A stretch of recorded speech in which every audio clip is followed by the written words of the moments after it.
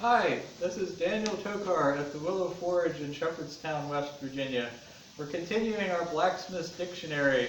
Today's episode is the difference between anvils, stakes, and mandrils. This is a London pattern anvil, which is the kind of anvil that you typically see in the United States. It has a horn, a table, a face, a square hardy hole, a smaller round hole called a ritual hole, and a heel. The weights are typically stamped on the waist as 3 numbers. The first number is the number of hundredweights, the second number is quarters of a hundredweight, and the third number is the loose number of pounds. An English hundredweight is 112 pounds. So if you had, I have a smaller anvil that's marked 1/119. So that would be 112 pounds for the hundredweight, 28 pounds for the quarter of a hundredweight, plus 19 pounds of loose pounds. So that would be a 159-pound anvil. This is also an anvil, even though some people would call this a stake because of the shape. This is a late 18th, early 19th century anvil that belongs to Scott Cooper, one of the other guys at the Willow Forge here.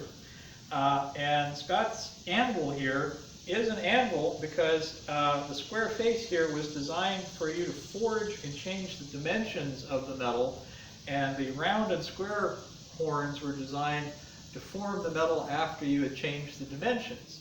And that's the functional difference between a stake and an anvil. An anvil is something where you forge to change the cross-section of a piece of metal. A stake is something which is used just to form it without changing the cross-section. So even though this looks like a stake, it's really an anvil. This form was particularly useful as a traveling anvil for the maintenance of wagons. So if you're a French and Indian War reenactor, a Revolutionary War reenactor, War of 1812 reenactor, this is the shape that would have been the traveling anvil used by an army in the field to maintain its wagons and its horses. They were a little lighter and easier to transport.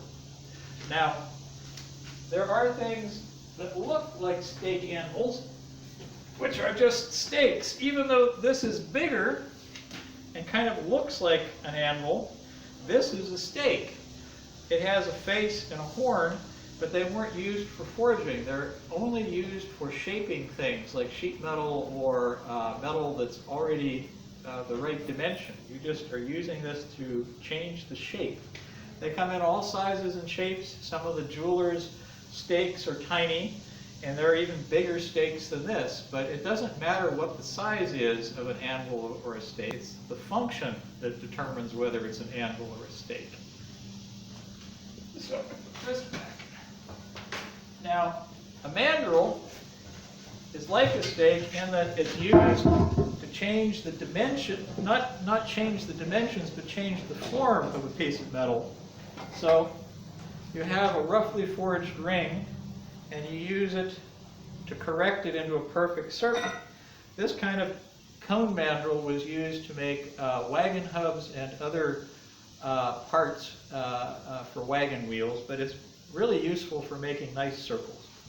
Anyway, that's the basic difference between mandrils, stakes, and anvils. I'll have more on stakes later. Bye!